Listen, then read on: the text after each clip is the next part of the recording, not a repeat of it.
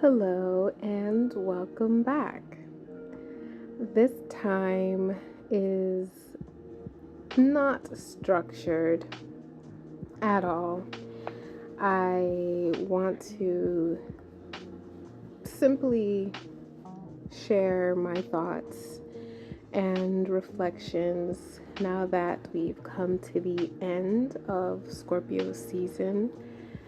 And here goes. Up until now, I know I want to title this video something along the lines of like reflections on Scorpio season and a stroll through the underworld. Something along those lines, something fitting. Sounds right. It sounds just about right. A stroll through the underworld as we get ready to take off with Sagittarius season in a couple of days. All right.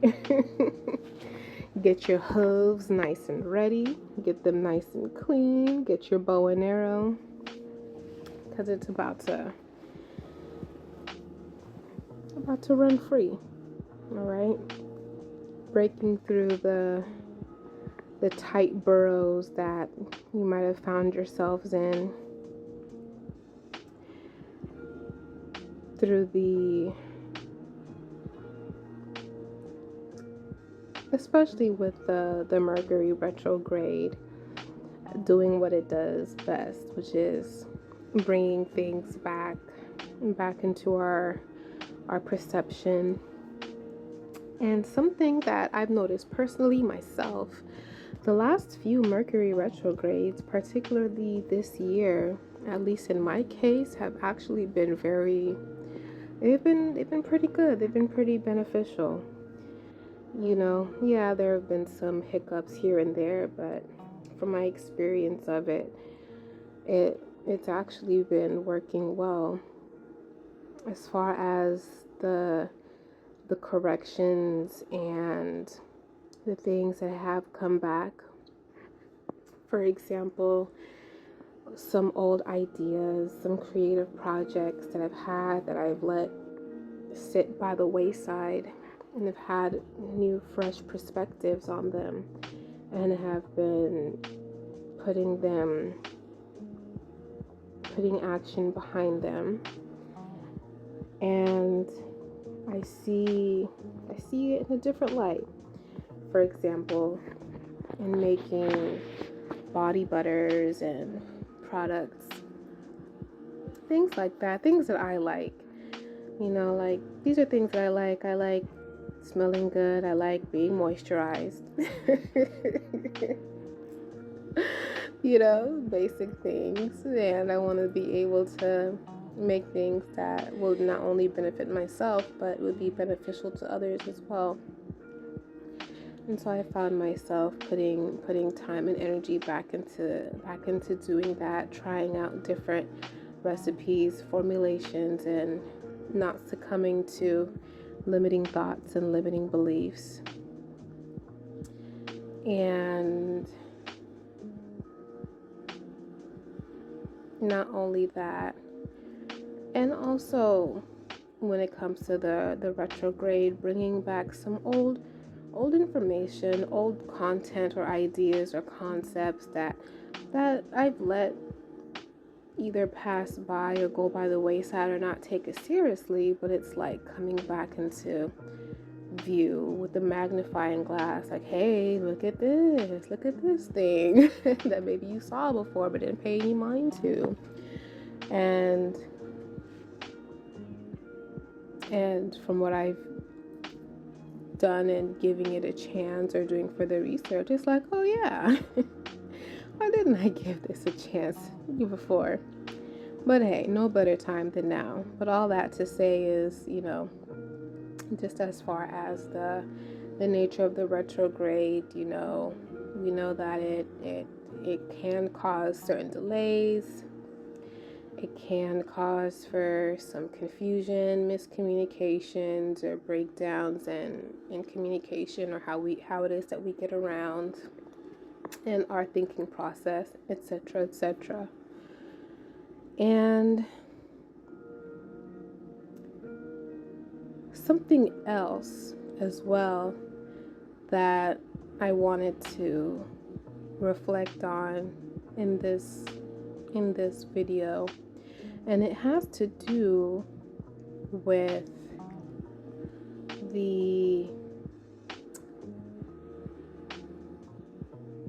the Scorpio and Sagittarius.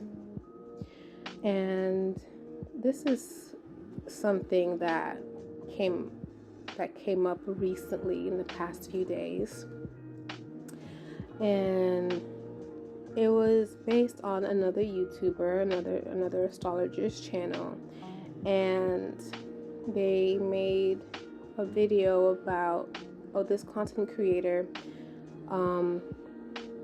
They themselves, in their own description, they themselves are a Sagittarius. And, you know, they made a few videos, and in one video in particular, they made a synastry analysis on a famous couple or a famous individual who recently got married to someone else. And the information, it was just off. Like, it didn't make any sense from the opening statements based on the individual's birthdays and title and the information provided, as far as the headlines. None of it was aligning, and I thought, wait a second, you know, hey, you know, this doesn't seem to make sense, you know, because this person who's gotten married, their spouse, it's not making sense, you know. It's saying that their age is this, but then their birthday that's being used in the chart is something way off that would actually make them older than what they are. And I made a comment about it. I made a comment about it like maybe a couple of weeks ago, actually, and then I forgot about it until the channel creator actually responded back, saying that the birthday indeed was correct. And so I did what I think someone who wants to, you know, just to confirm, or maybe it's just the Scorpio energies here, or even the retrograde, you know, checking the facts, checking the information. So I just went to, you know, the actual social media profile of said spouse, and it took only a few minutes. It's like, okay, you know, let's just see for sure. Okay, this person recently turned, you know, this age at this time, and it doesn't match the one in the video. And so I made a point to share the link to the post that linked to the actual birthday, as well as another post on the same page from a few years prior, just to be able to, you know, have some consistency. Like, okay, you can say for sure that this is the correct timing. And so I shared that information. I said, hey, you know, this, you know, the information that you have in the video is actually incorrect. You know, it was based off of a Google search, which I did as well, and, you know, it was of a completely different person. And so it wasn't, you know, I guess, who knows how it's taken. We can never control how it is that, you know, comments, like typed up comments, are taken. We really can't measure tone, but it was just stating facts. Like, hey, you know, this was a mistake. This is the correct birthday. They stated it themselves on their own page, and I, you know, shared the links so that they can do, the channel creator could do their own research and see for themselves, and, you know, possibly make a correction, because we made a almost 2-hour video based off of incorrect information. And then I started to see that my comments got deleted. They were getting deleted. And the only reason why is because after you comment, because I went back twice just to, give a little more context. When I found one of the additional posts that said, "Hey, that's showing clearly when the spouse of of who the video was about, which is this newly married couple, this famous couple." And I saw that my original comment was deleted, and I was like, wait a second, is this a mistake? Exited the YouTube program, went back to the video to see that my comments were getting deleted up to the original comment. And I thought, what? Why is this? Why am I being blocked from the channel? And I went to see that I still had a comment up, because you're able to see where else it is that you've also made comments on a channel. And I saw that I still had one on one of the other videos, but the recent ones in which I provided the information that, hey, this is the right information, they were deleted. And I thought to myself, wow, why is it that in the presence of facts that they just get discarded, removed, deleted, quite literally, and disregarded? And that was in the past couple of days, and I'm not even gonna bother. I haven't went back since to check, because to me it was just so unnecessary. Like, you don't even have to make it's not about making a whole huge announcement like, oh, I was wrong, or this is right. You can just say, oh wow, I didn't see that. But, or you could have said anything, you could have said nothing, it could have stayed there, you could have corrected it, but no, it was just completely removed. I mean, who knows, maybe there is going to be a rectification, maybe, I don't know, I haven't checked. Again, it just kind of left a bad taste in my mouth, to where why is it in the presence of facts that they get disregarded, removed, deleted, as if they don't exist? And I see that as something that I guess I don't like to ascribe one sort of behavior to all signs, of course. That goes for all of them. But it is an observation that I've seen when it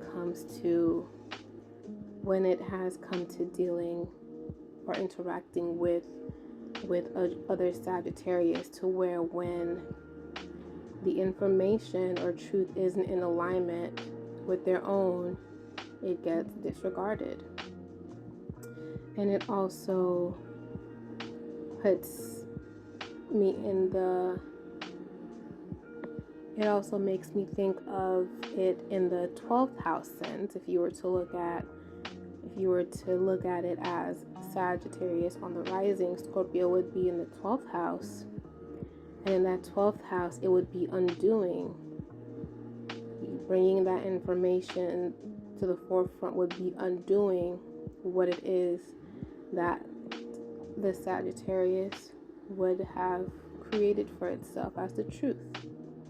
And that would go for any sign that goes into alignment, whether it's the 12th house and the first house, where the 12th house is the house of the undoing. And so undoing the next sign that comes over into however it is that they configure themselves. And in this case, it would be the Sagittarius, which is, their beliefs, their truth. And this is a bit of a ramble. Again, this didn't have much of a structure to it.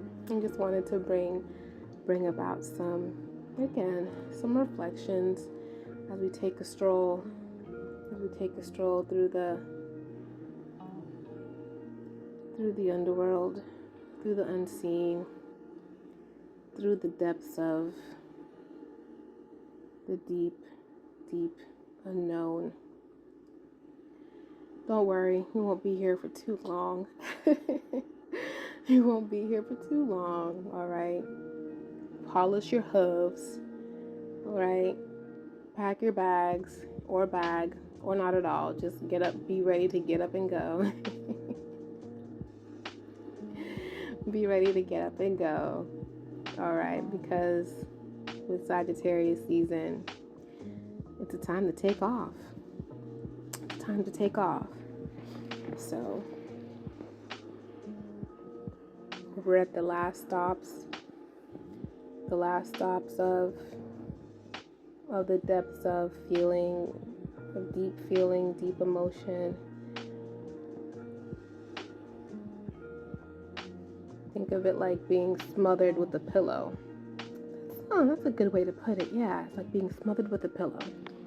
That's how we can describe the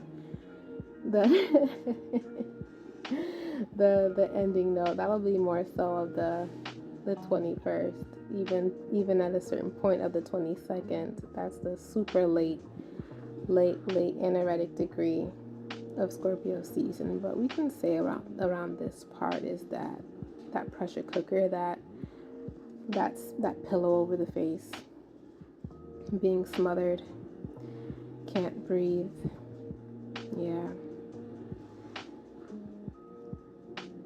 And here we have the new moon as well. And it's said to be a time of renewal, of new beginnings, changes, epiphanies, shocking new information.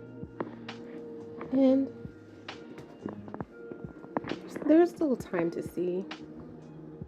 You know, there are times when I feel like maybe there's some fantasticalness to the way that the astrology gets conveyed by a lot of the astrologers on social media.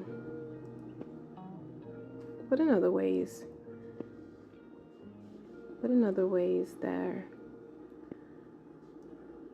it shows itself in how it is that we're meant to receive it on a personal level. Something else that I found to be very interesting too, it had to be the last retrograde. When was that? And that actually brought me back to Vedic.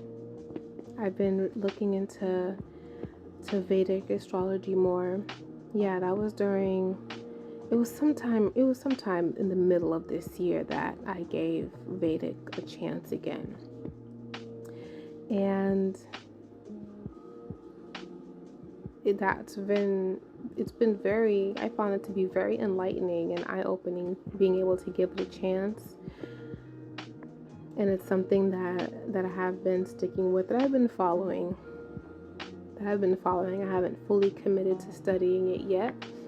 There's still a lot that I want to learn and master when it comes to Western, but Vedic has been very eye-opening. And the reason why I never gave it a chance,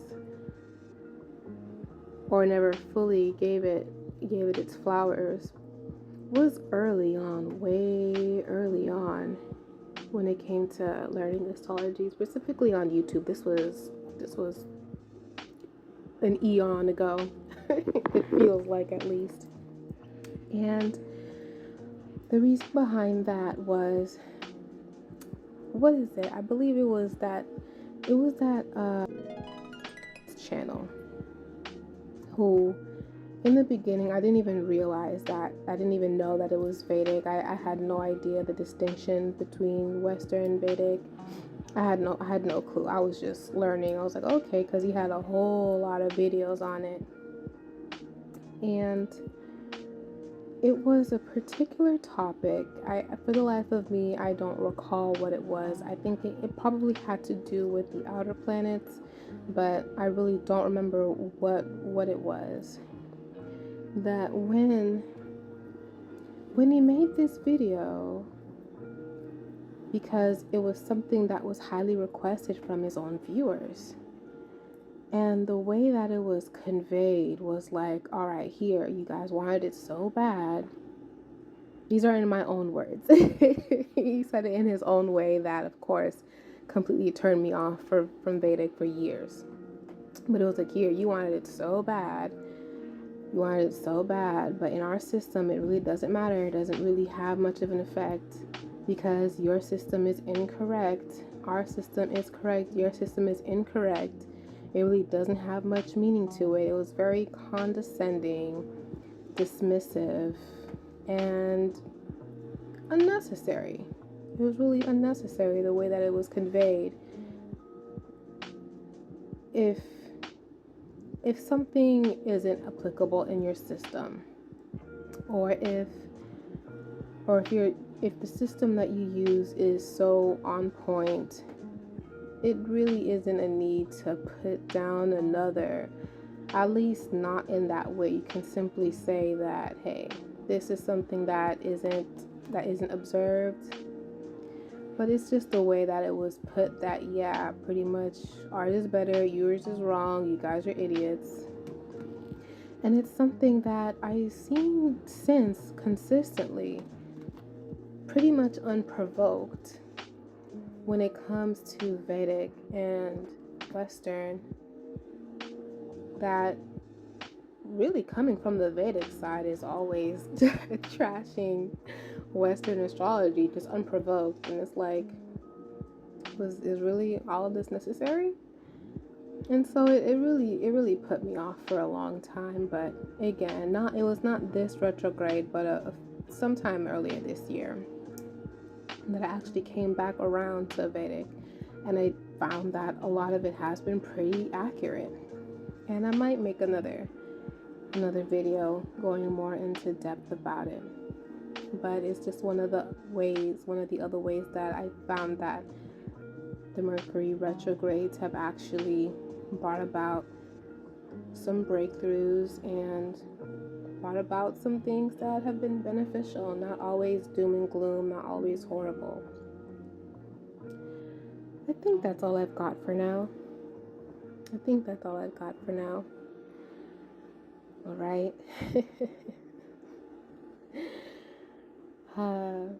Taking a stroll through the underworld. In a sexy way, of course. It's not Scorpio season unless it's a little provocative. So we'll leave it on that note. I'd love to hear about your own reflections, your own musings, how the retrograde's been treating you. Comment them below. Thank you.